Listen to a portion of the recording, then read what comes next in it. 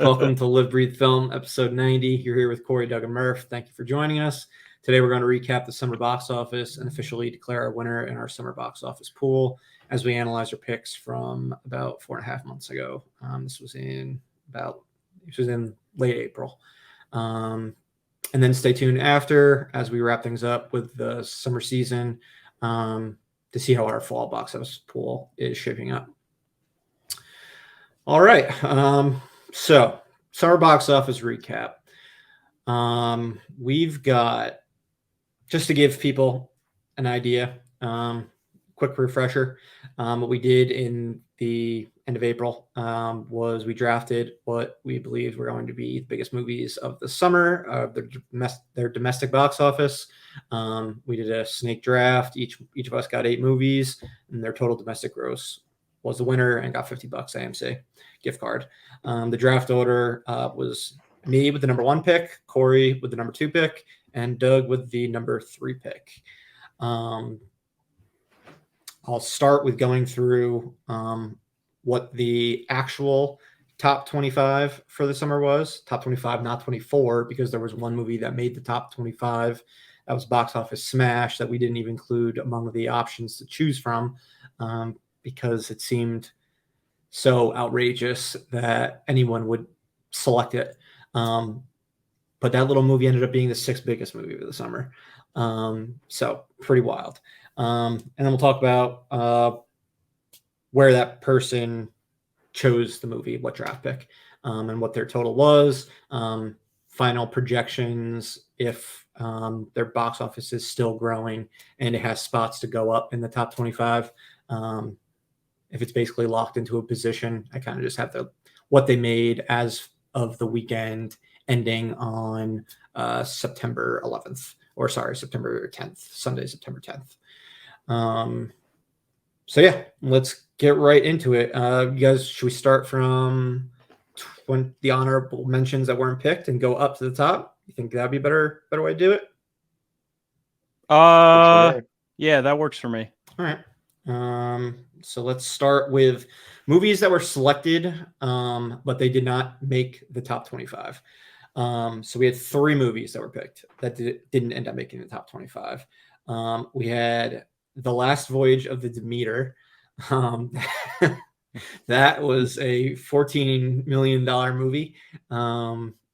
And Doug picked it with his 21st pick of the 24 picks in the draft. For reference, the movie at number 25 has only 18 million, so a 4 million difference isn't that crazy. The next one we have that was selected and not picked, it was Ruby Gillman Teenage Kraken. That made 16 million, and Corey picked it with his 14th pick. So that was picked pretty early in the draft and just was a major whiff for DreamWorks. Mm-hmm. That was just so weird because I expected that movie to do so much better than it did. We all did. I'm still baffled at that. I don't understand why that movie failed as it was supposed to be like a pretty decent movie. I don't know what the cinema score was, but I don't think it was like deserved. I think it's money on VOD. $16 million. Like, it wasn't like Elemental was blowing up the fucking movie theaters as like an animated film. Like at that point in the summer, I guess it came out around A- cinema score. It came out the same month as Spider-Verse and Elemental, but like they were all kind of targeting different audiences to a degree. So like, I don't know why this one just got swallowed whole, other than the fact that it's just an original IP and original animated movies are hit and miss. Last Voyage made like 100% sense to me. Like I regretted it. Yeah, like I picked it. I was gonna say we joked about it like right after. Like you joked about it. This one was surprising to me. Yeah, exactly. But it is what it is. And then the final film that was selected and not ranked, actually was like right below number 25. And that was Book Club, The Next Chapter, that made about 18 million. And Corey picked it with his 23rd pick, so his last pick of the draft. So I mean, wasn't a big deal because it was. If you had picked The Blackening, which was number 25, or Strays, which was number 24, there only would have been like a couple 100,000 difference, or like a $5 million difference. Yeah. So no biggie for our last pick in the draft. But yeah, on to 25. Again, doing 25 because Sound of Freedom changed the game. We only drafted 24, but number 25 was The Blackening. It was not picked by any of us. That made around 18 million. I'm rounding, just I'm not giving exact figures. It was a pain in the ass just to look up everything on Box Office Mojo. But yeah, that was one where we're like, maybe we should have picked it, but in the end, didn't ultimately matter. Yeah, you said it was pretty funny, right? It was pretty funny. It was. It was an enjoyable horror comedy. I mean, I guess you could have taken it over Last Voyage of the Demeter, or could have taken Corey. Could have taken over Ruby Gilman, but wasn't going to make a big difference. Yeah, it wasn't going to change the game. Yeah. And yes, I don't think any of us saw Last Voyage, Ruby Gilman, or Book Club, so we have no thoughts to add to any of those three films. No. Okay. Number 24 is Strays. That made 23 million. It's still making tiny bit at this point, but it's not going to go any higher than 24. I picked that with the 19th pick, so my second to last one. Thought it would have made a little more, but the R-rated comedy still is struggling. Probably didn't help that it came out late in the summer and didn't get to have actors promoting it, versus when it was originally supposed to come out in June when I drafted it.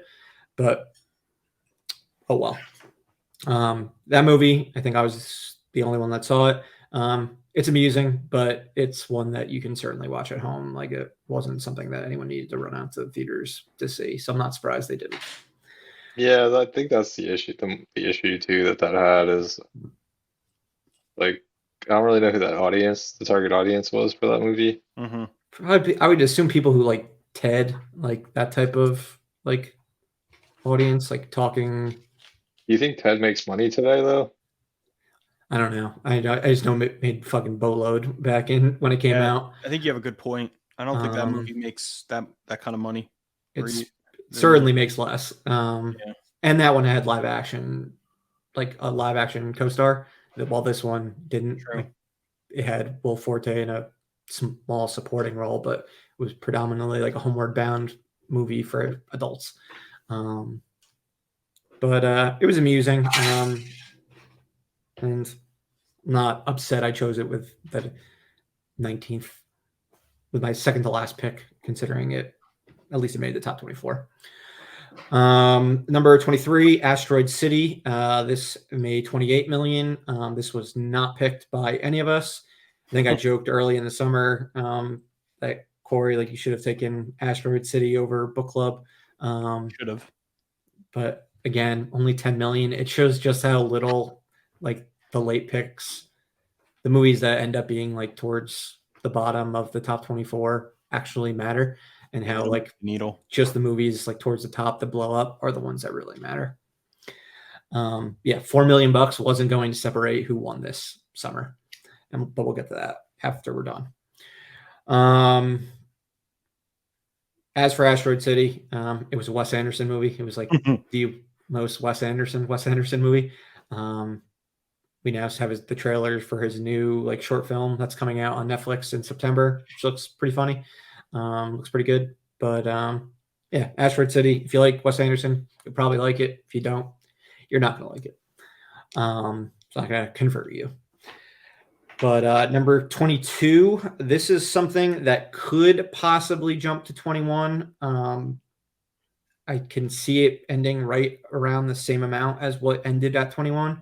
I kept it at 22 for now, just based on where it currently is at box office wise, but I'm projecting it to make 43 million, around that amount. Doug, you picked it at number 22, and this was Gran Turismo. One that we all like afterwards were like, shit, is this movie going to come out? And if it does, could this be huge? It wasn't. It did come out. It was a really good like popcorn flick that I'm surprised didn't make more money. I I thought they had that first trailer was like excellently cut, but for whatever reason, it didn't connect. I'm not sure how much the strike, maybe actor strike, impacted that. Maybe if you had David Harbour and Orlando Bloom promoting it a bit on late night shows, it could have made some more money. I think it probably could have made a little bit more, Maybe a little. but I was I was disappointed with what it made based on its quality. Yeah, I don't know. It kind of felt like everything after Barbie, like kind of the oxygen was out of the theaters, or it was like hard for anything to catch fire after that. It does, yeah, it does seem that way. Obviously, with the exception of Oppenheimer, and there were some other, like one or two others since then that have kind of performed, but we'll get to that as we move higher up in the list. But yeah, I thought I was worried about this one with you having picked it as late as you did. This was your last round pick. You had the snake, if I or no, yeah, you had the snake. So it was one of the last two that you picked in a row. And yeah, I mean, it ended up where it ended up, but I think it should have Yeah. made more money. As for the movie that has grossed 43 million and is at its final gross, this was not picked by any of us, and it was The Boogeyman. This was a horror movie where I was like, okay, horror's like fairly safe. It was one that I was inching towards drafting, but didn't. Probably should have picked it over Strays. I think I was between. It was when it got to the point where I ended up picking No Hard Feelings and Strays, and that was one I was always considering picking was The Boogeyman. But yeah, it 43 million, solid. But I busted Corey your balls a lot about the number 20 pick, and that how Boogeyman would have been a more safe pick for a horror movie because it's a more conventional one. Mm-hmm. But number 20, Talk to Me, ended up being an A24 breakout hit, their biggest horror movie to date. I'm projecting it to make about 50 million, which is right around where our 19th pick is. So it could move up to 19. You did pick it at number 20, so it's a perfect pick. Kudos to you. Shame on me. You were right about the YouTube followers and what you thought they would bring. I think the trailer was out at the time of the draft. Yeah, it came out pretty early. The movie was shopped around. Well, not shopped around. It was shown for a while. Like I think like January or February, they started showing it at various conventions and stuff. So I kept hearing about it. So, and then the crowd, like their fan base. So that also was like what I said. One of the reasons why I kept looking for it for this. Yeah, I mean, you are one that usually picks an A24 horror movie, and they don't always perform. Even when they should, like X and Pearl. Yeah. But this was one that definitely did. Skewed younger than I think their usual horror movies do. Even though they do have a very young fan base, A24, but this was very much like a Gen Z horror movie, and it's already got a prequel coming and a sequel coming. Prequel already filmed. I don't know if it's a short or a full-length film, but it's already got a Talk to Me with the number 2 sequel actually coming out. And yeah, I enjoyed the film. Even though like the trailer didn't do anything for me, it was really like once my friends saw it and said they vouched for it, and the reviews and buzz and everything was growing, I was like, all right, I'll give it a shot. And I did enjoy it. None of us saw Boogeyman. No, I have it on my list, but I haven't actually watched it yet. I heard that one was like just not even bad, just like your normal fare. Like, yeah, I mean the fact that it was like a Stephen King adaptation, I was like, all right, it's got potential. Like this should just automatically make a fair, like moderate amount of money, which it did. But yeah, well, none of us saw it, so we don't really have anything to say about it. Doug, you haven't caught. You're probably gonna catch Talk to Me on once it hits a streaming platform, I imagine. Yeah, I imagine it's gonna hit streaming sooner rather than later. It just hit VOD this week with Barbie, so but like paid VOD. It's not like on any of the like the platforms. $20. They're doing like a Talk to Barbie like campaign. Yeah, I guess. Yeah. You got to get that hand, Corey, the one that Yeah. A24 selling. Yeah, I know. It'd be perfect for your room. But all right. I think let's move into number 19 then. So yeah, this one could fall down to 20. Its box office is finalized. It made right like a little over 50 million. And that is No Hard Feelings. I picked this with my final pick, number 24, and ended up at 19, possibly 20. It was the Jennifer Lawrence R-rated comedy. Would have preferred did a little bit better than this but for an R-rated comedy nowadays, it actually was pretty solid. And one of my better picks, as we'll I thought it did as we better go along. than I thought it was going to do. Thought it actually did pretty well, Yeah. considering what it was. Yeah, I mean, it was like a throwback to like the R-rated sex comedies of like the 80s. So like the fact that it did what it did after years of R-rated comedies bombing since like, I don't know, 2018. 50 million wasn't too bad, and hopefully people get more in the mood to laugh and see these types of films in a theater with people, because they are, along with horror movies, some of the most fun experiences with a crowd. As Barbie, which wasn't an R-rated comedy but was a comedy, was one of those experiences. But yeah, as for the film itself, it was all right. It wasn't anything special. Had some solid laughs. Jennifer Lawrence was entertaining. I wouldn't tell people to like that they need to see it or anything like that. I found Shrey's funnier, but it was probably just with the people I was with and the amount that they were laughing that it just like made the movie funnier. Corey, you saw No Hard Feelings. Yeah. Similar feelings. I liked it a lot, but it wasn't something that just stuck with me. Like, Yeah. I was like, wow, that was an unbelievable comedy. It was very standard fare. Jennifer Lawrence was great. It had some really funny moments.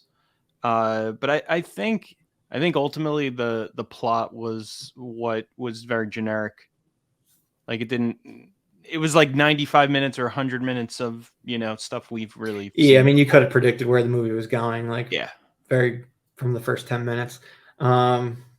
But it had some heart to it, which I always enjoy in a R-rated comedy, like R-rated raunchy comedy. So, yeah. 18. This was a whiff by me. Haunted Mansion. It should make around 66 million. That's where it's at now, I believe. I picked it with the 13th pick and ended up at 18. They really should have released this in October. It would have done better. In retrospect, I don't know what the fuck they were thinking, other than wanting to get it on Disney Plus in October. I heard it's good. Oh yeah. This is one. I was the only one that saw it. It was definitely better than the Eddie Murphy one. It was deeper than you'd expect from a Disney horror comedy. It's similar to a lot of these A24 horror movies. It deals with trauma and loss and shit like that. It's the main theme of the movie is a couple of the characters dealing with that. But it's just in a PG-13 Disney form, and it was definitely more faithful to the ride than the original from 2003. So, I think they just ultimately screwed up with not releasing it in October and then it having come out the week after Barbenheimer. Because it just got crushed. So we'll see if it picks up a following once it hits Disney Plus in October. Number 17. Also didn't do. I picked this. My number 12 pick should make about 70 million when all is said and done. I mean, after The Flash came out, I'll take this as a win. A no-name respectively, or respectfully, a no-name superhero movie that wasn't able to market itself during the SAG strike ended up making $70 million after the wave of DC bombs that have happened of late. I mean, it made more than Shazam 2. So, again, another film that I thought was better than I had expectations for, and I think it should have done better than some of the movies on this list. As far as DCEU movies go, it's in my top half. I forget how high I ranked it. It was probably I don't know, 5 or 6. So it was a solid film. Corey, you seem to enjoy it as well. Doug, you haven't seen it yet? I haven't seen it. Corey, what were I mean, your... it's. Yeah. I was just gonna say, like, DC movies, they don't make money. DC, yeah. It's going to be interesting to see what happens with Aquaman 2. We'll talk about that more when we get to the fall box office, since the trailer has dropped and it actually is going to come out this year, as we were worried about when we did our fall draft in our last episode. But yeah, people have completely given up on this franchise. And we'll see what happens with Aquaman, since it's a sequel to one that was actually very successful. And then we'll see what happens when James Gunn reboots the DCU with Superman Legacy. But Corey, any Blue Beetle, what were your thoughts as far as a film in comparison to other DCU films? I actually really liked this. I definitely have it on high on my list. There's the bar isn't very high. The half of films kind of suck. Yeah, bar isn't very high, but or okay to bad. Yeah, I thought this movie was really good because it actually had a compelling villain that was somewhat unique that we really haven't seen before. Susan Sarandon played a similar type of villain, but because it was Susan Sarandon doing it, it was neat. And then the rest of the cast I thought was great. The movie had a lot of heart. The family dynamics were a lot of fun to watch. The script was very, very well written, I thought. I thought it was a very well written script. The dialogue was great between the family. They casted the movie really well because everyone had, great chemistry. I thought for how short the movie was, the plot was pretty good. It was moved along at brisk pace. Didn't hit 2 hours, right? It was under 2 hours. I think it was under 2 hours. Didn't overstay its welcome. No, it was absolutely the right decision to release in theaters. Yeah, I mean, that's compared to putting it on Max, where you're not making a profit. I mean, nobody was going to order Max for Blue Beetle, but I mean, it's 70 million in America. I don't have the full worldwide numbers, but that's money that I wouldn't have had if it debuted on streaming. And better than putting in the can, I would imagine. I think Batgirl probably should have came out, but yeah, it should have. I think so. But who really knows?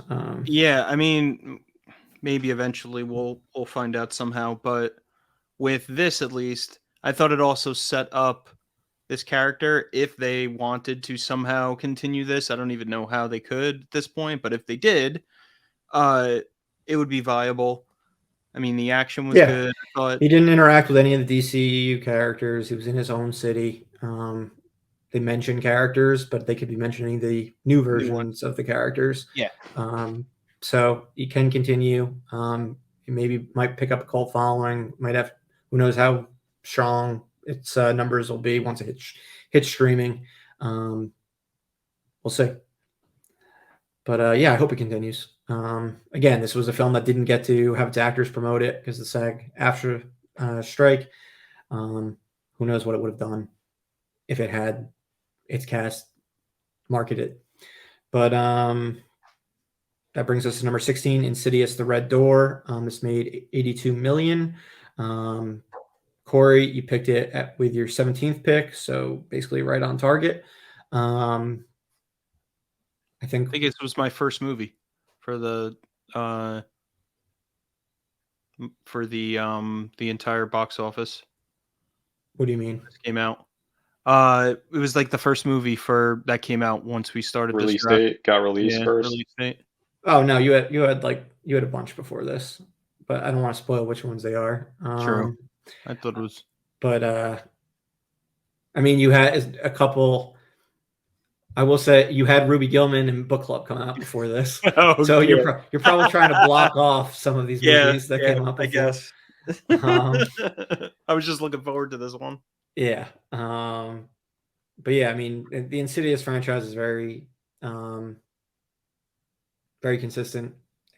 I would say a tad below the other four, but like just a tiny bit as far as quality goes. And as far as box office, it's like right around the highest in the series. Mm-hmm. So, yeah, I thought this one was good. I'm interested to watch it again because I recently watched all the movies. We watched all the movies, and I'd like to go through it again and just see if stuff that I didn't pick up on the first time. Yeah, but I'm sure you will pick up on more. Yeah, I thought it was a fitting end. All right. Yeah, no, it was definitely a fitting end for the like Patrick Wilson family, like a trilogy, like getting since the third and fourth were prequels. All right. Number 15, Meg 2, The Trench, should end with around 85 million. Corey picked this with your 11th pick. This was one that took a decent dive from the first entry, but still did kind of respectable business. None of us have seen this, right? No. Nope. Okay. I didn't hear good things about it. Which is once the reviews came out, I was like, "Oh God, this movie's gonna tank." With Barbenheimer out there, looked fun, and then they were like, "Yeah, that was the post action, and that's like the last 5 minutes of the movie or whatever." Yeah, and I mean, there were so many movies that came out this August that they think there was definitely some cannibalization. And again, if you didn't have Jason Statham getting to market the movie, yep, that probably played a factor. Mm-hmm. Number 14, we have another consistent franchise, The Equalizer 3. Good pick. This should end with around 90 to 100 million. First two both ended with around a little over 100 million. I picked this with the 18th pick.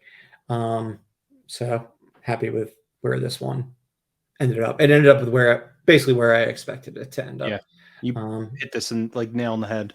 Based on, yeah. So assuming it doesn't just like dive off a cliff this month, but I don't think it should based on the competition.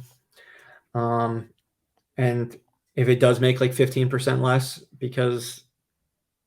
than the first two, you can probably chalk that up to Denzel not being able to promote it. Yeah. If it only makes like 85 to 90 million. Mm-hmm. All right, the next one. This is when things really started to get interesting with the draft, and where a film ended up. It's our number 13th. What ended up being the 13th biggest film of the summer, and that's The Flash. Made 108 million. Doug, you picked this with the 4th pick, so it was a back-to-back with another one of your picks. Yep. Right in the beginning. This was one that like I even considered taking with the first round.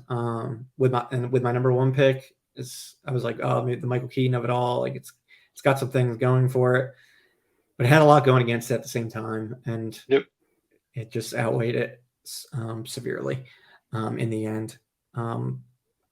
Yeah, I considered it at the time to be my swing for the fences pick, where like high risk, high reward, where I could see it, crashing and burning, or I could see it, being what Barbie became, where it's like just taking over like everything.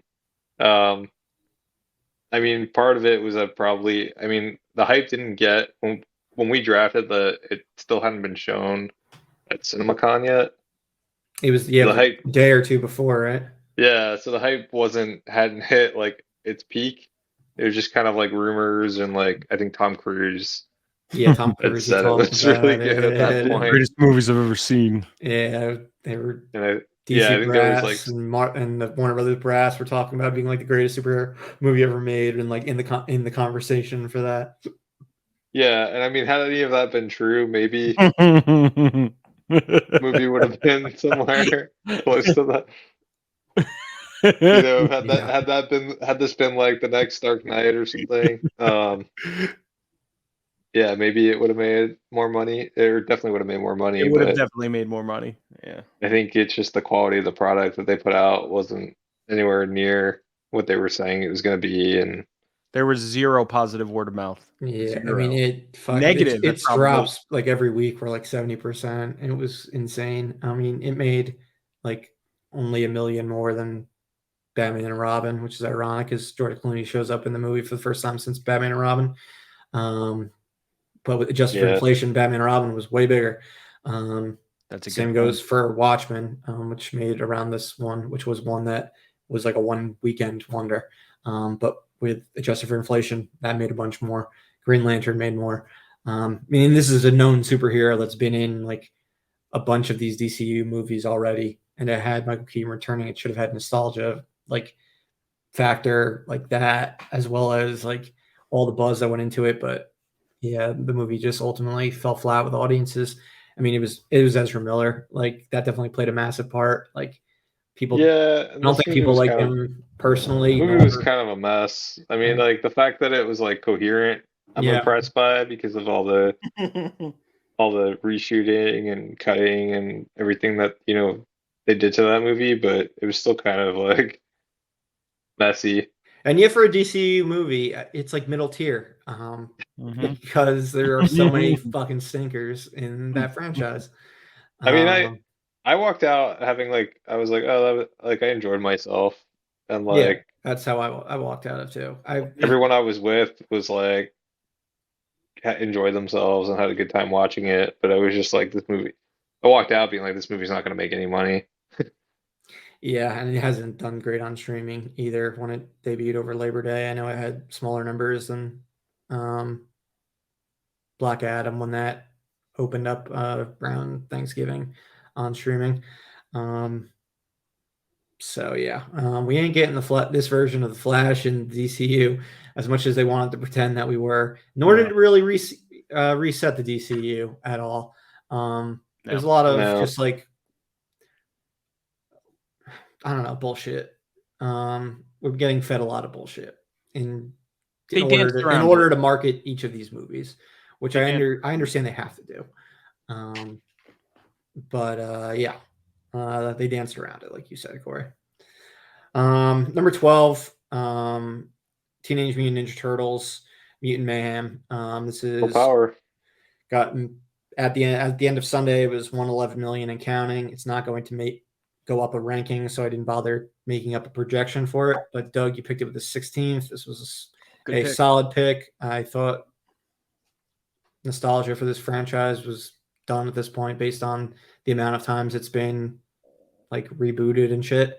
But this iteration hit with audiences. We'll definitely be seeing a sequel to it. I mean, Sony said I read they're like never making an original animated movie ever again. So it's going to be all IP related animated movies from them moving forward. Yeah, there was yeah, a I read lot. that they don't even like care. Like the box office is nice, but like the toy sales is really where they make all their money. Makes sense. And so like the fact that I don't know that this movie like really made the money. I don't know what the budget was. Um, but it like once you factor in toy sales, like it's a no-brainer for them to keep pumping these movies out. Yeah, I mean, Teenage Mutant Ninja Turtles wasn't huge as a comic book. It was huge once they turned it into a cartoon and a toy machine. Um, and then you got It's the a movie. machine too. Yeah, then you got the movie adaptations. There were big hits in the early 90s. Um, but I haven't seen this one, but I really want to see it. And I saw it's now out on VOD, so I'll probably rent it. similar to Talk to Me, this was one I was adamant on like not seeing because I didn't think the trailer looked good. And this one I was even more adamant on not seeing because I was just like, I'm 36 years old. Am I really gonna like see another Teenage Mutant Ninja Turtles movie? Like it's getting ridiculous at this point. But like then I looked at like all the talent involved, the fact that the reviews were so good, the the buzz, word of mouth, etc. Like it had Trent Reznor, Atticus Ross doing the score, Seth Rogen, Evan Goldberg writing it, along with the Mitchells versus the Machines co-writer and co-director. He directed the film. The animation style was unique. The voice talent was like great across the board.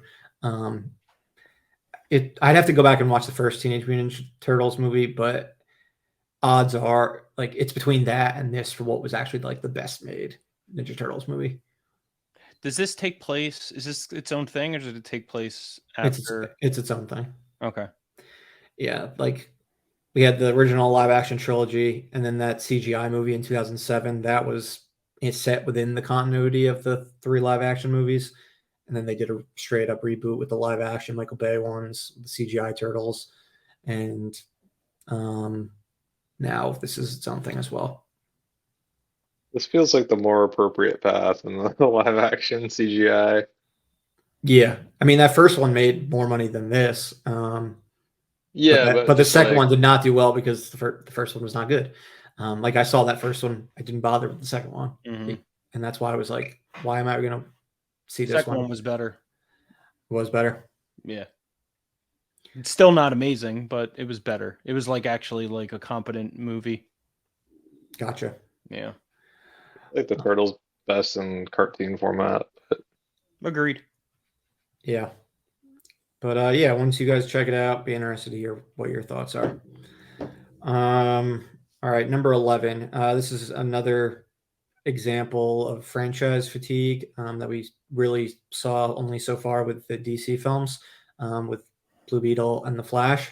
But it's Fast 10, made 146 million. Corey, you picked this with the 5th pick in the draft, so this was your second movie that you selected. And despite being one of the more entertaining entries, audiences just rejected it. Didn't really have competition at all when it came out at the end of May. But yeah, people just in America are over the Fast franchise. We'll rebounds with The Rock and Gal Gadot coming back in the next one. But international audiences, it's doing fine. If it didn't cost so much money to make because of COVID, this would have been just another big hit for Universal. But yeah, domestically, it made similar numbers to the first movie in the series. The only one it made more money with, adjusted for inflation, was Tokyo Drift. So disappointing, and I think we're getting to the end of this franchise, despite how hard Vin Diesel is trying to drag it out for. But yeah, we'll see if that Fast 10 trilogy comes to life, or if it just becomes one more film. And if that Hobbs movie comes out that The Rock announced, because The Rock had to get back in the public's good graces after all his bombs of late. So he rejoined the Fast franchise. But that'll be interesting to see. Although, like, I think looking back on Black Adam, like, actually did pretty well in comparison to their other ones. Yeah, of this year. Considering it was like a not known character, you got to imagine like Dwayne Johnson's the only reason it made as much as it did. Yeah. And then Henry Cavill maybe gave it a little bump too. Yeah, it also had the edge over the movies this year because it was before people knew that they were rebooting everything. So like with like the fans of the DCEU, like it was still had served a purpose. Like they thought it was part of the continuing story. But then like a month later, it was like, all right, well, nothing you make moving forward really actually matters. For the 4 movies that came out this year, 3 of which have done pretty bad. We'll see about Aquaman. But yeah, it'll be interesting. I mean, Dwayne Johnson will recover, whether it's via another Fast spinoff, or a Jumanji 3, or Jumanji 4, however you want to look at it, or something else. But it was funny him having to eat crow and crawl back to Vin Diesel and the Fast franchise after swearing it away. All right, now we've hit the top 10. This was one of the biggest surprises in the summer, based on so many variables. So it's Elemental. Got about 154 million now. Doug, you picked it with the 15th pick. Great pick. This looked like a terrible pick after opening weekend. Yep. 29 million. Pixar's like worst opening ever. Yeah, I was feeling really bad about it. The only one that was lower was Toy Story 1, and it was like by the slightest of margins. So adjusted for inflation, it was a bad opening. But man, this fucker had legs. Five times what it grossed on its opening weekend, over 5 times. Yeah, I think it was the that fucking Cannes Film Festival. Yeah, the Cannes Film Festival Like, fucked Disney hard. Fuck the movie because everyone was like, and then like word of mouth got out that it was actually good, Yes. and people went out and saw it. Yeah, and like the trailers didn't show what the movie actually was because like it was tough to market this film. Like it's a lot deeper than just like a simple love story with like opposites attracting that you cannot convey in a 2.5-3 minute trailer. Mm-hmm. And I think word of mouth ultimately spread like about like what the movie actually was after the fact and got other families and shit to go see the film. But yeah, it was one of the more interesting stories of the summer. Ended up making more than Cars 3, Lightyear, The Good Dinosaur, Onward, which was COVID impacted, but probably would have made more anyway. It had those 3 Disney Plus only releases, but they turned it around. I mean, we're like, people are conditioned on Disney Plus. That was another thing that we were worried about when it came to Disney animated movies based on everything they put out over the past few years. But Pixar rebounded. It costs too much money to make. Like, it costs $200 million to make. I'm not sure about its worldwide figures, but I think Pixar is now feeling much safer than they were when it opened. Opposite. Oh yeah, I thought it was opposite like the Flash. What did it open opposite? The Flash? Yeah, they both opened the same day. Yeah. Back in mid-June. June 16th. Yeah. Oh yes, your birthday guys here. But yeah, I'm just happy to see Pixar return to form when it came to box office and in quality after Lightyear was a stumble with them relying on IP and like having an original film. Because they had 3 originals during COVID that all went direct to Disney Plus, and they were all better than Lightyear. So it was good to see this one come out, and ultimately, while it started small, it ended up doing pretty solid. So good pick, Doug. I thought it was not a good pick, but it turned out to be a very good one. And now we'll get into another one of your fucking good picks. You got like 3 out of 4 good picks in a row.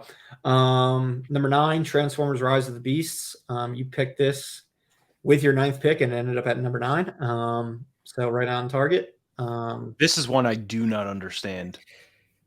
Made 157 million. So just slightly more than Elemental.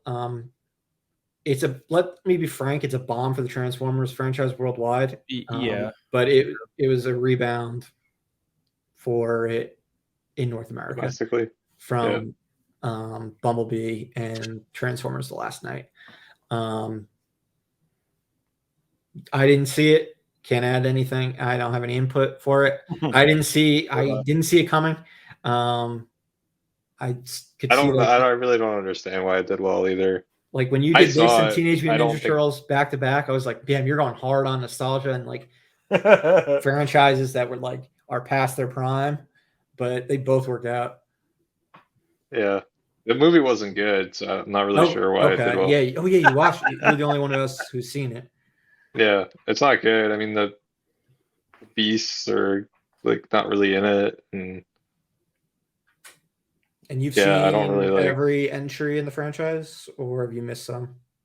No, I definitely missed some. Okay. I think. Of the ones you have seen, which would you say this is better than? Any?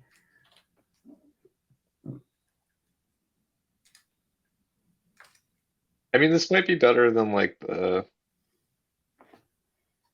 not better than the first one. Maybe better than like the ones that follow the first one, because those are pretty bad too. All right, so better than everything after the first one for the ones you have seen. Wow, glowing. I'm assuming you haven't Outside seen of like either Bumblebee, Have you seen Bumblebee? yeah, but Okay. I'm not including Bumblebee in the thing after. So Bumblebee's kind of like on its own. So Bumblebee and Transformers 1 are better. You probably didn't see either of the Mark Wahlberg ones, and I'm assuming you're saying it's better than the two Shia LaBeouf sequels. Yes, I think Okay. that's right. All right. Okay. So mediocrity wins at the box office. But yeah, solid pick. And Corey, I think the targeting a different demographic played a part. With its stars being Latino and Black, I think that definitely helped, and that they were able to market the film. Not that like Anthony Ramos and Dominic Fishback are like big stars, but I think that probably played some of a factor into the movie's success. I think you're right. Yeah, that makes sense. All right. Next, we have at number 8, Mission Impossible: Dead Reckoning Part 1. Made $171 million. If Paramount really tries something crazy, it can move up to the number 7 pick. There's only $3 million between them so far, but I doubt they're. I mean, it doesn't come out for another month on VOD, so maybe they will, but I doubt it. But I picked this with the 7th pick. So this was my 3rd pick of the draft. Disappointed ultimately in this one. This was a situation where it was a shitty release date in retrospect. Opening only 9 days before Oppenheimer and Barbie swallowed up all the premium screens. This was a really fucking good movie, and it should have done better. And this is a franchise that wasn't on the downward spiral. It had been consistent its last few entries, and this one disappointed. And it also cost a shit ton because of its many COVID delays. Obviously, it's another one where it did better worldwide, not to the degree that Fast 10 did, but it definitely did better overall when you look at the larger worldwide picture than domestic. But because of this one, I don't know if we're going to get a Mission Impossible 9. Like, we are obviously getting Mission Impossible: Dead Reckoning Part 2, which will be the 8th installment. But at this point, they might end it with Dead Reckoning Part 2. I don't know. But they're having hell producing the second one also now with the strikes. So they've just had, Paramount has just had bad luck, and Tom Cruise and Chris McQuarrie have just had bad luck with these 2 Dead Reckoning movies. Did not recapture I really wish the Top Gun Maverick box office of last year in any way, shape, or form. And what do you really wish? I just really wish they would somehow like bring it back for IMAX, because they're just like the window to see that movie and like premium IMAX screens was like ridiculously short. I wouldn't be surprised if they do that. They should do that. I think everything's just locked up at this point, though. I mean, Barbie's now getting its fucking IMAX re-release next week, or first release in IMAX next week. They should have negotiated that a long time ago. They should have. They should have. And maybe done not something. They just fucked up with their release date really badly. Should have just come out in the fall. There's so many things they should have done different. Even if they should have probably just pushed it to next summer. Now ultimately, because the movie's going to be delayed at least a year. Yeah, I mean, they were able to at least promote They were able to promote this movie, The High Heavens, and this was all it was able to do. That's how big Barbenheimer was. So, like I said, disappointed. Corey, I know you were also a big fan of this one. You've just went through the entire franchise on 4K, and this is still towards the top of your list, I presume. I know it is towards the top of mine. I'm excited to see how it closes out with like the Dead Reckoning movies, part 1 and 2. Whenever we get part 2, my guess is in 2025. But for a part 1 installment, it feels like a fairly complete movie, which is cool when that happens. Like, it doesn't leave you on a straight up cliffhanger. Like, it feels like I don't know. It feels pretty complete for a part 1. So I don't know. Maybe the part one in subtitle also hurt it. Who knows? But yeah. Doug, catch it when you can, and hopefully you like it more than you liked Fallout, because I know you weren't too hot in that one, despite that one being like universally adored. Yeah, I was like the outlier on that. I think Ghost Protocol's been my favorite. Yeah, I'd be interested if you rewatched all of them and that was still the case. Corey and I both, I think, have that like in the middle, bottom, top of our rankings. Ghost Protocol having was seen the 4. Yes. Yeah, I would probably put it in the middle. Yeah, that's where I had it. But I mean, it's a consistent franchise. Every movie's like good to a degree. I mean, the second one is definitely the worst, but there's still some redeeming factors to it. Yeah, it was fun. Yeah. All right, number 7, and my big whiff. This was my swing for the fences, similar to Doug's swing for the fences with the Flash. I had the number 1 pick, and with it, I picked Indiana Jones and the Dial of Destiny. Ended up with 174 million. So, like I said, Mission Impossible. If Paramount does some sort of push on it over the next month, could leapfrog it. Unlikely.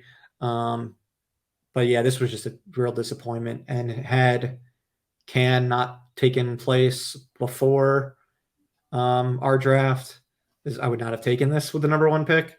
Or had Can take place before our draft, I would not have taken this with the number 1 pick. It really gave the movie very negative buzz for a whole month prior to it opening, over a month. Yeah. Yeah. I completely agree. I think that was a horrible mistake on Disney's part by showing that movie there. They will never do that again, I'm sure.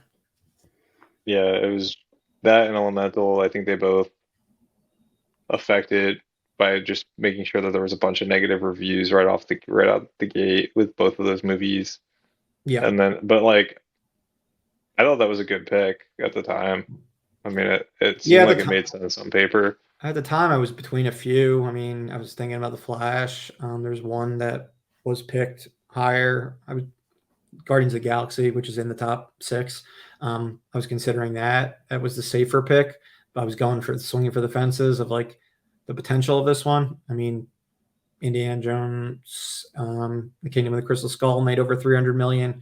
Was like the second biggest movie of that summer, or third. It was like neck and neck with Iron Man. And back in 2008, the original 3 all smashes to varying degrees and at the top of their box office, or right around the top of their box office for that summer.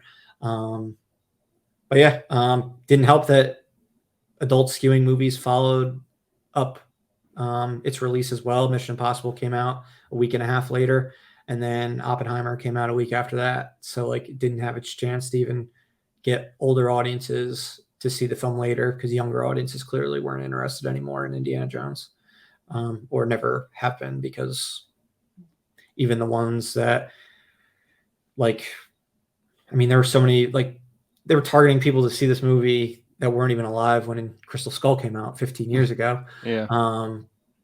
So disappointment. As far as the film itself, I enjoyed it a lot, and I thought it was a better finale for Indy than Crystal Skull. So I'm happy it was made just for that purpose alone. Corey, I think, what were you going to say? No, I agree. And you actually made this comment that it successfully took the whiff that was Crystal Skull and made that movie better. Yeah, in retrospect, with the stuff dealing with Mutt Williams and with his absence from the film, it actually was one of the more important installments I've seen in the franchise, because of how the state of mind and where Indy's at in his life, because Mutt Williams is not in the film. But Doug, I know you weren't a fan of it. I mean, it wasn't like the worst thing in the world, but it wasn't like, I didn't like where they went with it. I thought the de-aging stuff was weird when they left Harrison Ford's voice the same. I didn't think the de-aging was that good. either. Yeah, and there's some flaws with the de-aging too, which kind of took me out of the beginning stuff, although it was neat to try to recreate old Indy. But yeah, I just wish they kind of did more where it felt more like an Indiana Jones movie. Didn't really feel like an Indiana Jones movie as much to me. With like the puzzle solving and like, I really wish they kind of just tried to go back to as much as they could to the original movies. I get he can't do the things that he was doing in those movies, but I think that would have been better. But I do think the Mutt Williams scene is like probably one of Harrison Ford's best Yeah. performances. I thought he really did a great job kind of conveying the grief and did some decent range on that performance. So Yeah, even when I thought that was a highlight. Even when Antonio Banderas' character like gets shot, like his reaction to that, like he gave a very good, very strong performance in the film. I think he should be proud of it. Yeah, and it's more than like I just recently watched Raiders, and like he doesn't have those scenes where he's emotional like that. They're very, it's comedic and like badass for the most part. Yeah, so it was nice that they gave him some of those scenes. So yeah, there was some redeeming stuff. I didn't hate it. I was just kind of just like, eh. Do you like it more than Crystal Skull? I did. I wish though that for this movie he could have been Crystal Skull age. I wish he wasn't quite as old. Yeah. Like You go back to Crystal Skull now, and you're like, oh well, he's actually like Tom Cruise, like only a little older than Tom Cruise in like Mission Impossible. Yeah, he's not that old. Which is pretty wild to think. But yeah, whereas like now he's like in his 80s and seems old. As far as the de-aging goes, I didn't have a problem, and I don't know what it is. I don't notice these things like you guys do, like the voices. Like after you say it, I notice it, but I don't notice while I'm engaged in the movie, like the voice sounds different and it doesn't throw me. Good for you. It doesn't take me out of the movie at all. And I think Lucasfilm's getting better with their de-aging for the most part, with some exceptions. I wish I didn't notice it. Anakin. Sorry for anyone who's. I was gonna say it, and then I was like, I don't want to spoil anything. I think it's pretty good. Anakin's on Ahsoka. I thought the visual effects for him when on that brief scene in the first episode he appears with the de-aging was terrible. And then the next episode I thought it was really good. I thought it was like some of the best I've ever done. Yeah, I was like, holy shit, this looks like young Hayden Christensen. Yeah, like there's certain ones where they've done much better with de-aging, like certain projects, and it seems to be the newer releases are better with the de-aging. The exceptions are when the actors aren't alive, like when they attempted to do Leia in Rise of Skywalker for like young flashback scenes. Yeah, or do it. Or that guy. Peter Cushing for Grand Moff Tarkin. Yeah, Peter. Yeah, what was his character's name? Grand Moff Tarkin. Grand Moff. In Rogue One. That looks like a video game character. Yeah, that was a little early in the de-aging, but like it looked like it does look like a video game character. But yeah, like Luke, like they've gotten better with Mark Hamill just from Mandalorian season 2, and then the Book of Boba Fett. So like they are improving. And I was impressed that they did as well with Anakin on a small screen with the de-aging. Although I think there's like less to do. There is less to do because he is significantly younger. And he kind of looks like this. You just kind of have to like take away, just pump up the face and take away some wrinkles. Take away some wrinkles, exactly. Whereas like Mark Hamill, you basically have to like recreate the guy's face. Exactly. With Harrison Ford, like you're knocking 40 years off. Like, it's pretty crazy. But enough about de-aging and Indiana Jones. Number 6, this was the big box office sensation that no one saw coming. So we didn't even, like I said, I didn't even include it on an option to choose because I thought it was just so far out there as not even being from like a major distributor or Hollywood or anything. But fucking shame on me. Trying to never do that again and including as many options as humanly possible. Sound of Freedom. which is at 183 million. So yeah, it was not picked or included among the options. We all agreed that had it been one among the options, none of us were going to select it. But holy crap, did this movie make a lot of money? There's a lot of talk online about how much of it's legit or not, like with people going to see the movie, not going to see the movie, like people buying tickets for other people, and the way that they kind of had a donation like type of way of selling tickets. But money's money. Movie theaters made the money. That's all that honestly matters. Yeah. It was an influx of cash that movie theaters needed. So, and now it's a business model that maybe somebody else will try. And yeah, none of us saw it, so I don't think there's anything else to add. No, yeah, just a really interesting surprise. Yeah. The summer box office. If you had told me Sound of Freedom is going to make more than Indiana Jones and Mission Impossible, I would have laughed my fucking ass off. And that Mission Impossible and Indy would have been 8 and 7. But that's what happened. Number 5, The Little Mermaid. Disney's tried to get this to squeak past 300 million, but it ain't happening. It's at 298. Doug, you picked this with your first pick in the draft, so it was the third pick. I know you did it completely to keep me from taking it on my next, or it seemed like that's what you did because you knew I would take it with selection 6 or 7 once it wrapped back to me. But it's a solid hit.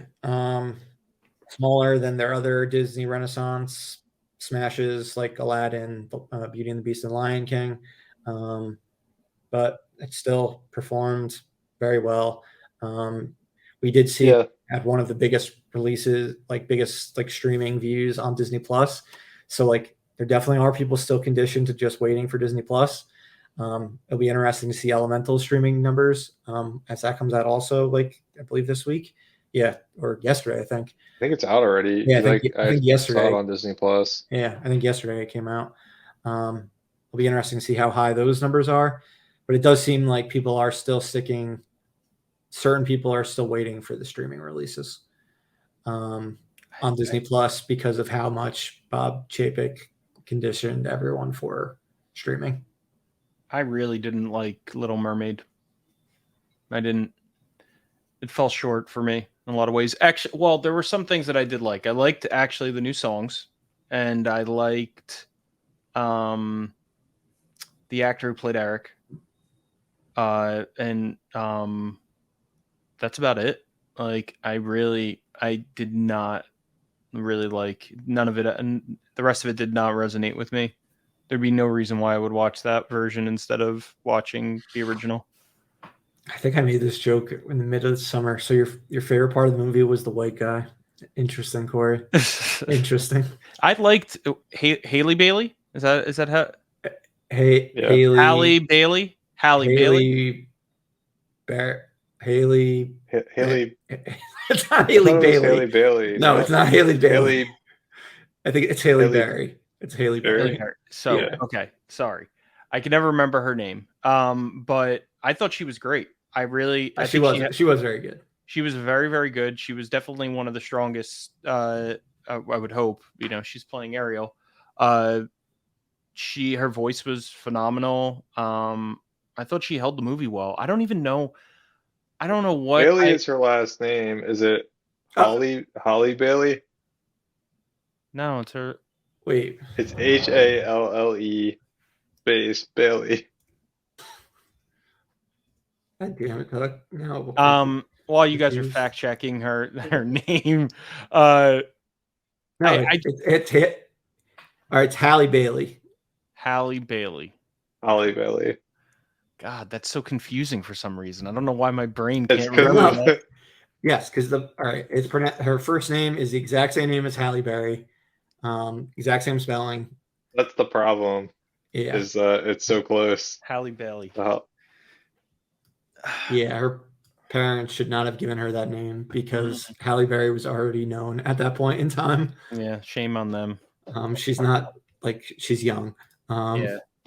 you probably don't like when you're about to give birth to a kid, be like, oh, this person's gonna be famous, so I need to make sure. Yeah.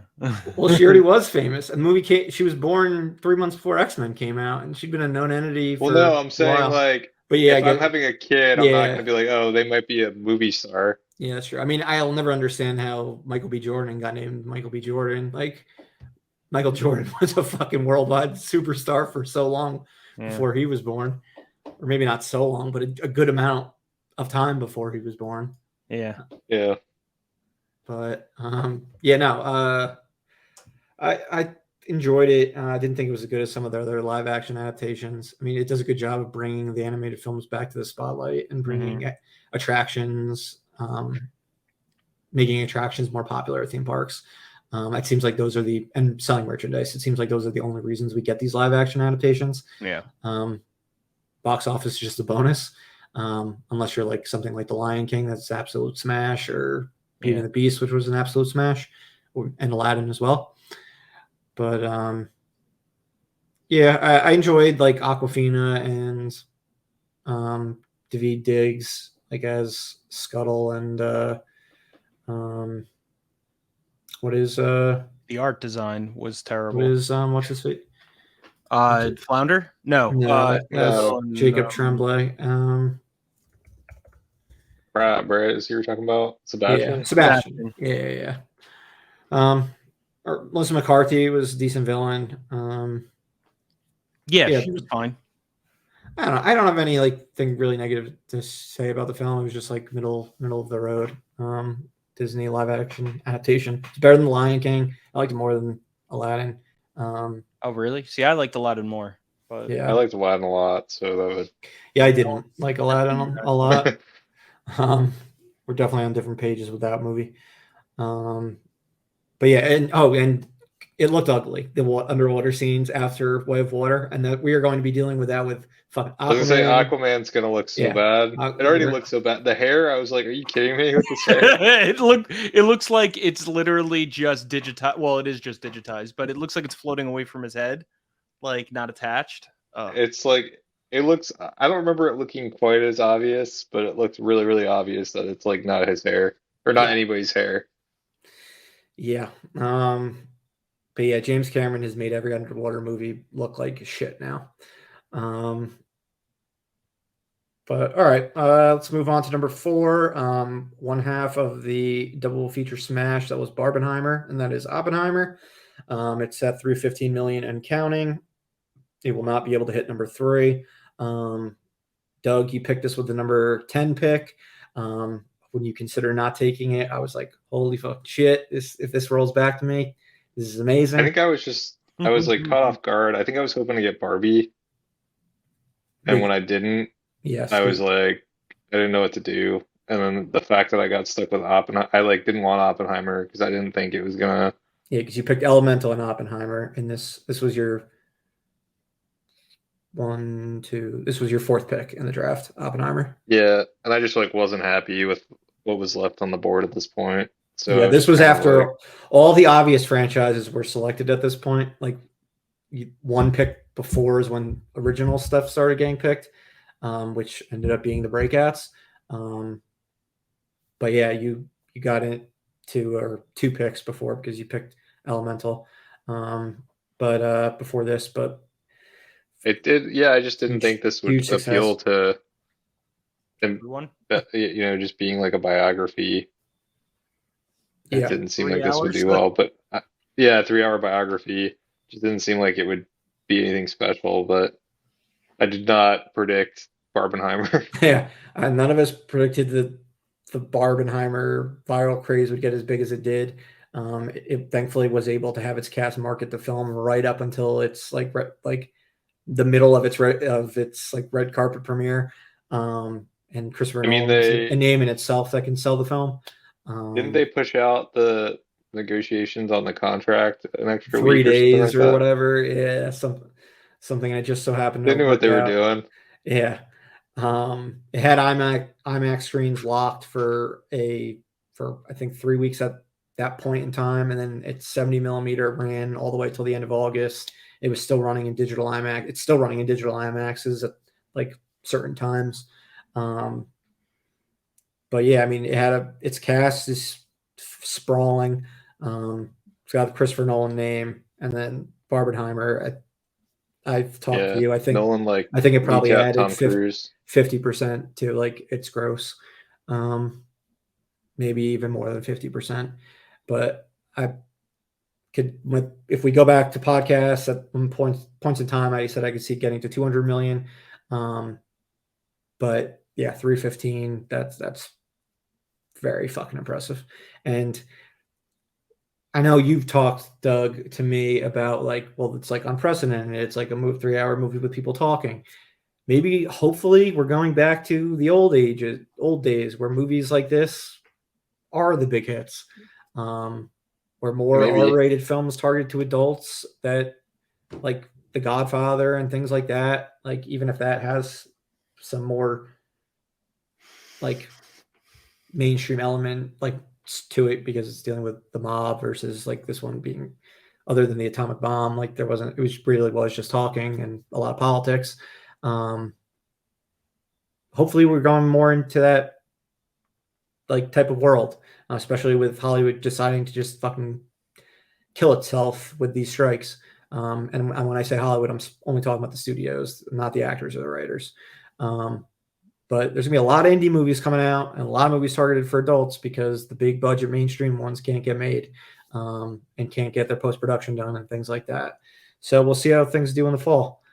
Oppenheimer was great. We all talked about it. We had it at, I think it came out as our number 4 Nolan movie when we did our best of Nolan. Yeah, I mean, we all loved it. We all found it to be an instant classic. And yeah, it had an amazing cut trailer. The pivot from Warner Brothers to Universal has worked out fine for Nolan. They're treating him well. I don't see him going back to Warner Brothers now after this one. Nope.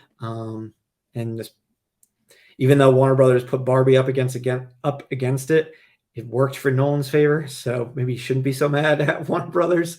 I'm sure he's still mad. And they did give him plenty of money for Tenet after the fact this year, just as like a measure of like goodwill. But yeah, Oppenheimer, he picked at number 10, ended up at number 4. So that's awesome. I'm happy to see its success, despite the fact that it trounced a bunch of my movies that I expected to do better. Anything else about Oppenheimer? Nope. I think we've covered it enough. All right, number 3. This was as safe a movie as it gets. Even though we've had Marvel going downhill a little bit. Guardians of the Galaxy Volume 3 ended up with 359 million. Corey picked it with the second pick.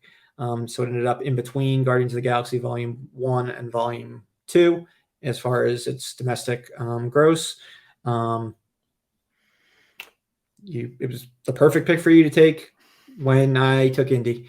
Like, obviously, there were 2 movies that opened higher, but this was the safe pick. And the 2 movies that went higher, I don't think Doug or I would have taken before Guardians 3. Mm-hmm.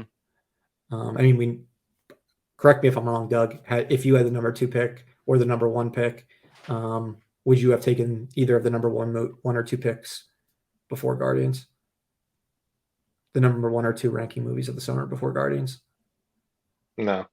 Okay. Went out the number 1, and then I don't think the number 2 either because I didn't think it was going to go as high as it went. Makes me feel better too. Thank you, guys. But yeah, we'll see how Marvel does with a less reliable brand than Guardians. I mean, this was another one where its opening weekend, like similar to Elemental, it wasn't crazy impressive, but it legged out. I remember that being a little like worried. Yeah, we're like, how it was going to perform. We're like, I guess this one isn't even going to make 300 million. Like, it's going to make less than the first one. Like, the buzz didn't seem like crazy high beforehand, but the word of mouth was very high. We've talked about it as far as like where we rank it in the trilogy back when it originally came out. And we all, whether we thought it was 1, 2, or 3, we all thought it was a solid trilogy capper. Mm-hmm. Correct me if I'm wrong. Doug, you were the weakest on it, but you still enjoyed it. Yeah, it was still a good, well-made movie. Yeah. Yeah, all right. I'm glad it did well. Yeah. Number 2, we have Spider-Man Across the Spider-Verse. Ended up with 381 million. I picked this with the 6th pick, so this was the second movie I selected in the draft. Might be the best. I don't know. It's between this and Oppenheimer as far as quality, I would say, for what was the best movie of the summer. But I mean, some people could probably make an argument for Volume 3 as well, or an indie movie that was not even ranked. Yeah,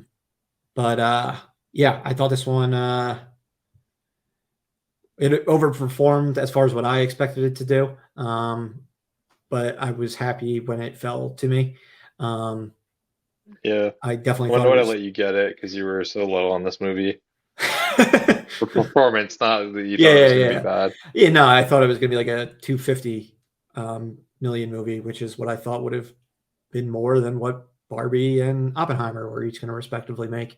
It ended up making more than Oppenheimer, but did not make more than Barbie. But yeah, we all love this movie. It's incredibly well made. God knows when we're going to get beyond the Spider-Verse. I'm starting to think now it will be 2026, not 25. Oh yeah, it's going to be a bit. Yeah, it's gonna be a minute, but as long as the quality remains as high as it has for the first 2 installments, and we're all still alive, I'm cool with it. Yeah. But yeah, this turned out to be my best pick in the draft. All right, and with the number 1 movie of the summer, no surprise here to anyone who's paid attention to box office, and based on what we've been talking about so far, it is Barbie, with 620 million and counting. I had to eat crow saying I didn't think there'd be a major breakout hit of the summer, but we had a major breakout hit. This was it. Didn't see anything crossing like 500 million, and this did well above it. Corey selected it with his 8th pick. So after, so this was the 3rd movie you selected, Corey, after Guardians Volume 3, and then Fast 10, which didn't do what you were hoping for. So yeah, this did basically all you needed to win. Nah, not really. You kind of, me letting you get Guardians definitely helped. I needed something else. I wouldn't have just won. Yeah, because there were a few, like we said, there were 2 movies that didn't make for me that didn't make the top 25. It was still competitive. Some disappointments, but yeah, I mean, so you had if we look at it before we dive into Barbie while we're talking about it, so you had the number 1 movie, the number 3 movie, the number 11 movie, 15, 16, 20, and then a couple not ranked. The only thing I could say for myself is all 8 of my movies made the top 24. So yay to me, but otherwise things didn't work out. Doug, you had the most consistent draft, but I'm getting ahead of myself. Barbie, Doug, you still haven't seen this film? How the fuck have you not seen this film? Seen it. I'm not part of the 700 million, I guess. Well, it's not making 700 million, but you're not part of the 630 or 40 it makes. I don't know, count out that IMAX re-release. Yeah, I'm not expecting too much from it, but we'll see. Anything's possible with this movie. Yeah, just a monster opening, and then just crazy legs, just like Barbie every week, just dropping like 30%, 35%. That and Oppenheimer both like fell eerily similar amounts every single week, even though clearly we were not getting Barbenheimer double features every single week.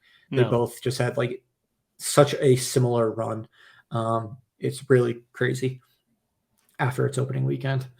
But yeah, you picked the first original film, Corey, and I mean, because The Flash is part of a franchise, part of the DCU. So just you got the winner. That was just fucking a great pick. I mean, I might have even taken Oppenheimer before Barbie. I know, Doug, you said you would have taken Barbie over Oppenheimer. So I think I was going to have a bad draft no matter what. Sleeping on Barbie. I would have taken it, would have been my next pick after Oppenheimer. So I thought it was going to be like a $200 million movie or 150 to $200 million movie. Oh yeah, I didn't think I had no idea it was going to be anywhere near what it became. Yeah, I just thought Barbie was going to be big. Like it was one that I wanted to get. I was actually sweating when I didn't pick it up earlier. Earlier than I did. I thought one of you was going to pick it up. I didn't think it was going to do that. I didn't even, no way. But I thought it was going to make like 300 million. Because like word of mouth was just so good. People were like, you know, all over it, even at that time before it came out. The marketing was great already. It seemed like it was going to be really funny. It had Margot Robbie. It had Ryan Gosling. I thought it was going to be like big, but not. Yeah, this was not expected at all. Yeah, it was. You selected it before the Barbenheimer thing was a thing. That's that point we've gotten the teaser trailer and trailer 1. Teaser trailer I thought was very massively disappointing. The first trailer was solid. What I think we all, or Doug and I, or all of us, we should have thought it was going to be bigger than it was when everyone went as crazy as they did over the paparazzi photos of like Margot Robbie and Ryan Gosling on like Venice Beach in their like roller crazy rollerblading, roller skating 80s like type outfits. I think that's when we probably should have realized it was going to be a pretty big movie.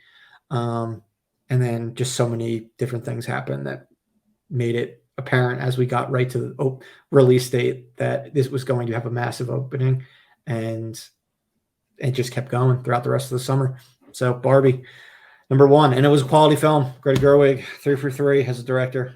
It'll be interesting to see Barbie and Oppenheimer in the award season this year. But anything to add about Barbie? No, I don't think so. I can't believe it's still making money. Yeah. I mean, it not making much at this point, but it's I can see another 10 million, 20 million if all the September movies don't perform and it does do well in IMAX. That's another one that just came out on VOD this week. Yeah. All right. So to wrap it up, the final numbers for each of us and our rankings after this past weekend. Granted, they're not the final totals. I'm in third place with 991 million after this past weekend. I will top $1 billion with the Equalizer 3 still making money. I should make 1.0, I don't know, 0.3 million at best, probably, or 0.4 million. So very disappointed in how I did, especially having the number 1 pick. But it is what it is. Doug, you ended up in second with 1.19 billion. At this point, you still got some movies making a little bit of cash. You should be able to get to 1.2 billion when all is said and done. And then Corey, first place. He just gotten his $50 in AMC gift cards with 1.37 billion and counting. Again, this is one where maybe you can go up to 1.38 billion. Yeah, well done, Corey. Thank you. 2 in a row for Corey. He won our spring box office draft, winter spring box office draft, and now our summer one for this year. He took down my 5-time winning streak and is now on a 2-time winning streak of his own. Yeah, that kind of wraps up the summer. Anything else to add about the summer before we end our main topic? No, I don't think so. All right. The only thing I will add is there were some very strong movies that I saw this summer that people should check out that didn't even remotely make the top 25 that like made, I don't know, like less than 10 million. Past Lives, that was a really good indie film. That should be up for a lot of awards. Theater Camp, it was a funny PG-13 rated comedy. That one's now on Hulu. I just saw today. Nice. Shortcomings, funny R-rated comedy, indie R-rated comedy directed by Randall Park. Didn't really make a dime. Let me just take another look and see. Bottoms was another Bottoms. Yep. That was one that I was like, oh, maybe they could even squeak into the top 25, but based on its second weekend, I don't think that's going to happen. But Bottoms was hilarious. That was the best R-rated comedy of the summer, I would say. And then, Joyride, another hilarious R-rated comedy. That was one we were kind of worried that none of us drafted that we thought could have broke out. Check that one out. Surprising it didn't, but it ended up being too crazy, too packed. Yeah.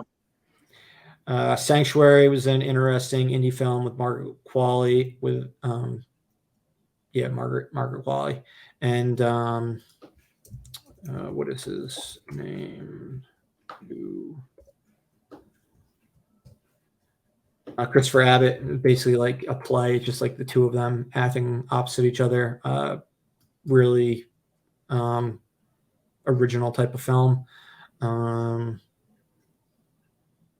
Dreamin' Wild, another good independent film with Casey Affleck and Walton Goggins as former teen musicians that get discovered later in life based on a true story.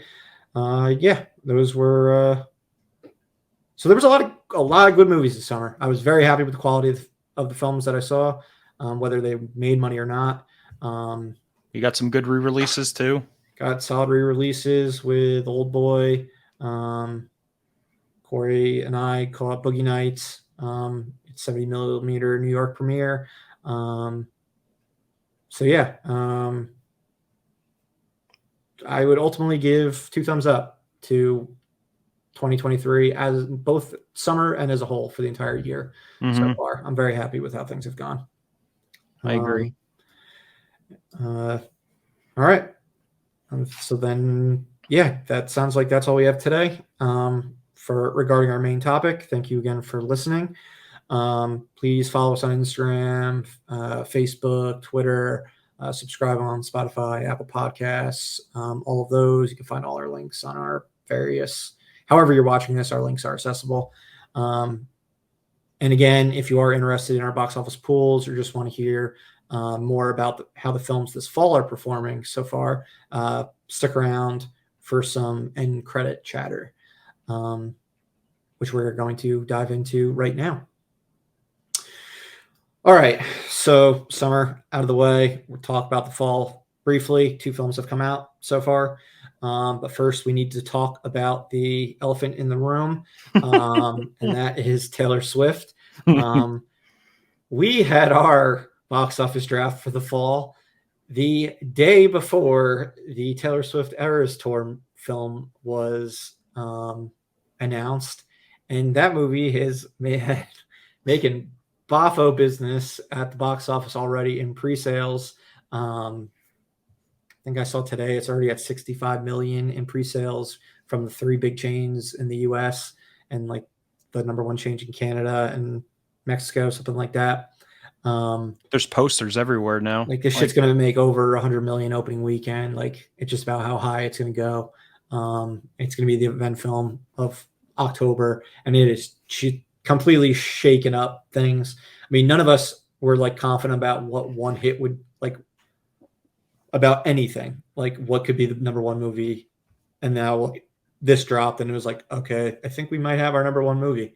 But The Exorcist Believer moved up a week due to the Eras Tour coming out on 10/13. So The Exorcist Believer is no longer opening on Friday the 13th. It's now opening on October 6th. The Marsh King's Daughter, and Doug, you drafted The Exorcist Believer. The Marsh King's Daughter, which I drafted, was going to be opening on 10/6. That's now opening on 11/3, November 3rd. Priscilla and nobody drafted Priscilla, right? No. Nobody Nope. drafted Priscilla or Meg Ryan's What Happens Later, but both of those also moved to 11/3. When Dune 2 was originally supposed to drop, Priscilla was coming out 10/27, and Meg Ryan's movie What Happens Later was going to be opening on October 13th. They have all gotten away from Taylor Swift, so none of them are opening. They're either opening before her movie comes out now or on the last weekend that it's scheduled to be in theaters, the weekend prior to the Marvels coming out, because they are all female skewing films, all have female leads. And and a movie I drafted, Ordinary Angels, was supposed to come out on October 13th. That's now undated, so I don't even know if that one's going to come out this year now, because of the Eras Tour. So yeah, she really shook up our draft and our pool the day after. But like we said, maybe it was a good thing, because had she announced this movie 2 days prior and we already knew what its first day pre-sales looked like, that wouldn't have been fair to whoever had the number one pick. Who had the number one pick? It was Doug. That would not have been fair if you had known, because there have been films in the past where we knew they were going to be big, but we didn't have the pre-sale numbers like we have for this one. Yeah, and I definitely would have grabbed it, because I didn't really wasn't crazy about any of the other picks. Totally. If you didn't take it, Corey, I think you had the number 2 pick. I have the number 2 no, pick? you had the number 2 pick. Then I would have taken a number 2. If you didn't, I would have taken it. You would have taken it at number 3. Yep. So yeah. But I did want to mention, I did forget to include Paw Patrol, the Mighty Movie, in our draft options. No matter how hard I tried, something's always missing. That opens opposite Saw 10 on September 29th. I know Corey and I said we would not have been drafting that movie either way. Doug, would you have drafted that movie had it been among the selection? I remember you getting fucked by Paw Patrol when you selected. I did get fucked by Paw Patrol. I might have drafted it, but I'm not gonna lose sleep over the fact that I don't have Paw Patrol on my it would have been a later round draft. I drafted it. But yeah, no matter what sources I use, there's always something missing. So maybe all three of us are gonna have to start looking and fact check and add films to the list, because this one is not appearing on the Wikipedia American movies list. Maybe it's made in another country and that's why it doesn't appear. I don't know, but yeah, it's not there. And that none of us drafted it. But so far, 2 movies have opened. Continuing the pattern of Corey being on top, he is in first place currently with 43 million. Thanks to My Big Fat Greek Wedding 3 and The Nun 2. Both of those opened the first weekend of fall. The Nun 2 did have a 20 million smaller opening than its previous film. So it'll be interesting to see how that ends up going in the long run. Didn't have a great cinema score, but it did have a better one. It had a C+ compared to the C of the original. And its Rotten Tomatoes score was 15, 20 points higher than the first one. So it'll be interesting to see how that goes the rest of its run this month. My Big Fat Greek Wedding 3 had an $8 million smaller opening than the second installment. For reference, The Nun ended with 117 million, and My Big Fat Greek Wedding 2 ended with 60 million. So we're not getting those numbers from these 2 movies. Not exactly sure what we'll get. Maybe we'll get 90 and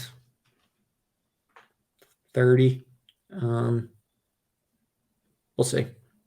But yeah, as far as the rest of your movies, Corey, in the last couple of weeks, none were impacted release date wise. Saw 10 is definitely going to come out. Killers of the Flower Moon is definitely going to come out. We got a new trailer for that one. Saltburn, Poor Things, and Ferrari are all going to come out. They're all been premiering at film festivals to strong reviews. Poor Things, very strong reviews. Hunger Games is maybe the only one that I could see possibly not coming out. But the other 7 movies you selected are all coming out. Doug, you've had nothing be released so far. You do have A Haunting in Venice coming out this weekend. As far as I don't think that's gonna do well. Yeah, probably gonna do okay, but nothing special. Like, I don't know. And maybe I'll make like 30, 40 million, 50 million Hopefully total. it makes more than the last one. You drafted the last one, Corey, right? Mm-hmm. Yeah, that was a disappointment. Yeah, Death on Still the annoyed with Nile. that one.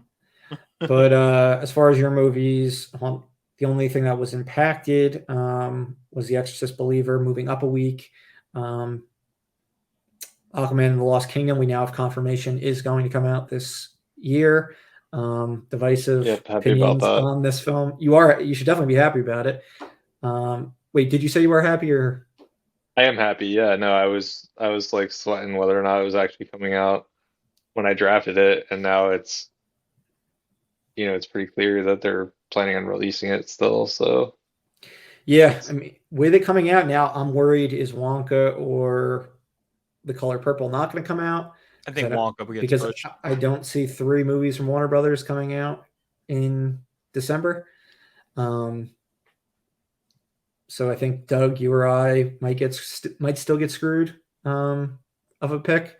But Trolls Band Together is definitely coming out. Another trailer came out today. It's got the full backing of NSYNC, so they're going to be able to. That band is going to be able to promote the movie even if the actors cannot promote it. And you think Taylor Swift is in there? And Taylor Swift's in it too? Is that what you said, or did I misread a text? No, you misread a text. Damn it! I thought she was in it. I was like, "That's amazing." No. She they gave her an award at the VMAs, and that was their like comeback like appearance. And then like 2 days later, they announced a new song was announced, and it was I think in the Trolls trailer, along with like one of their past hits. But they're sticking. Yeah, one of the songs is a Taylor Swift song. Okay. In Trolls. Gotcha. Maybe. Is that true? I don't know. I don't know what I know this NSYNC song comes out the end of this month and the full soundtrack comes out later. I don't know who else is on the soundtrack. But they're sticking with that November 17th release date, which does make me wonder about Wish coming out 5 days later. Very odd that 2 animated movies would come out 5 days apart. But Haunting of Venice is definitely coming out. The Creator's definitely coming out. The Exorcist definitely is. Dear David definitely is. Aquaman definitely is. Trolls definitely is. It's just Wish and Wonka are 2 that I have some doubts on. We didn't get a final trailer for Wonka either, right? We've only gotten the 1 trailer so far for Wonka. Yeah. And then as far as myself, I'm at $0 too. Dumb Money opens this weekend in limited release. I saw the movie the other day, yesterday, in one of AMC's early access screenings. It is a more crass version of The Social Network, but it is very similar. It has a lot of similarities to it. I thought the music sounded like it was Trent Reznor and Atticus Ross, like their Social Network soundtrack. Like the Winklevi executive produced it. I mean, the book is based on the same person who wrote the book that The Social Network was based on, so it's not surprising they do have a lot of similarities. But it's definitely a crowd pleaser. It's funny. Hopefully it makes some money. Like I said, The Marsh King's Daughter was impacted. That's now coming out November 3rd for me. The Marvels, they're definitely sticking with that November 10th release date. I've heard rumblings about Napoleon potentially not coming out this year, which would suck. The Bike Riders is definitely coming out, premiered at one of the film festivals to strong reviews. And the trailer has now come out. That's still coming out December 10th or December 1st. Migration, I don't have any concerns about that not coming out in December as an animated film. The Color Purple, like I said, a little nervous about that one because of Aquaman coming out. But I think it has more potential to come out than Wonka, just because it's a one-off movie, and Wonka, they could turn into a franchise if they want, potentially. And then I don't know if Ordinary Angels is coming out anymore because it's still undated. And apparently Hilary Swank would like to be able to promote this film. So if that's the case, and the strikes are probably going to last until, wouldn't shock me if the strikes are going on until 2024. So that movie, which I thought was going to be a sleeper hit for me, might not come out. So Corey, you got the lead so far. You're going to definitely have a lead when September ends. And we'll see how things go as we move along and what other movies get impacted by the strikes and whatnot, and any other surprises like Taylor Swift. Any other thoughts on the fall, guys? No, it's going to be super interesting. I'm still when my movies come out. Yes, but the good thing is, I think we all the one thing is I think we all have like a big movie that we have to worry about to come out. So maybe we'll all be impacted in a negative way. Does Corey have one? I could see the Hunger Games potentially moving. Hunger Games? Because it's got a stacked cast and they're not able to promote it. And Lionsgate, now they moved that Marsh King to November. They're also releasing Hunger Games. I could see that. I could potentially see that getting pushed. And I believe, Corey, that was your number 2 pick. Yeah, that was the second pick you picked. And yeah, Doug, like I said, Wonka's Wish or Wonka. I think one of them probably gets pushed. Because Wish, the Disney 100 ceremony is still going on until next summer. They can push it to the spring if they want, and just push back their Pixar film. And then Wonka. Shouldn't do that. Or you're going to have 2 animated movies that might hurt each other. But I mean, obviously, you would prefer they both come out because that's more conducive to more money than just one of them coming out. Yeah. And who knows about Wonka? And then for me, I mean, I might not get Ordinary Angels or The Color Purple, I might not get 3 of my movies. So we shall see. But I know my first 2 picks are safe, so that at least kind of makes me happy. But yeah, I think that's it. So as always, this has been Corey, Doug, and Murph at Live Breathe Film. We'll see you again next time, film fans. Bye.